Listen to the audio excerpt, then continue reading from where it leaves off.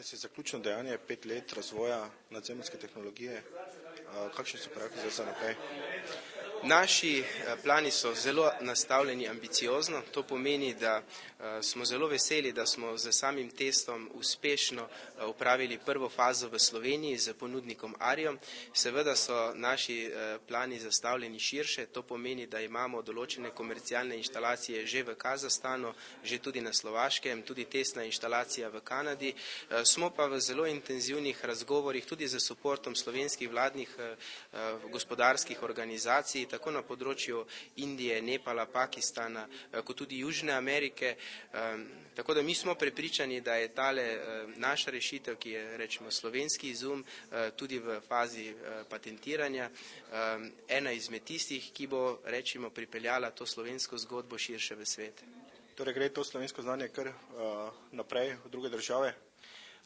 Zelo smo tudi veseli nad samim odzivom, se pravi, da direktne konkurence z tega področja nimamo.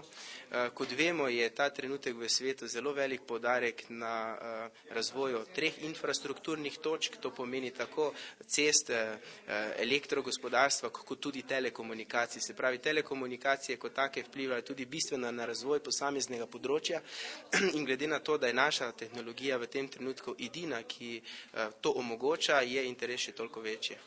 V Sloveniji tržite zadevo z partnerjem, podjetjem Ario. Bo to na celotnem področju Slovenije? Se pravi, mi smo ponudniki omrežja, se pravi tehnične rešitve. Potem je na strani operaterja naše stranke, se pravi, da ponudi to storitev do končnih uporabnikov. Mi smo v razgovoru še z določenimi drugimi potencialnimi operaterji v Sloveniji in med drugim tudi lahko povem, da smo zelo ponosni na dogovor, ki ga imamo s podjetjem UPC. V Sloveniji namreč UPC je tale eno izmed oken v svet, s katerim smo prepričani, da bomo uspeli prodreti tudi na širši evropski trg, na področja, kjer imajo oni svoja partnerska podjetja.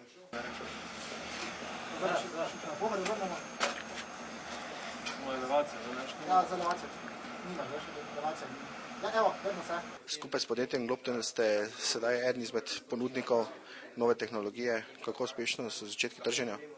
Jaz moram reči, da smo pričakovali, da bo velik interes in to se je tudi pokazalo. Mi praktično od meseca novembra do danes smo uspeli priključiti cirka 500 uporabnikov in naša ocena je, da bo do konca tega leta to število okrog 2000, tako da moram reči, da je velik interes.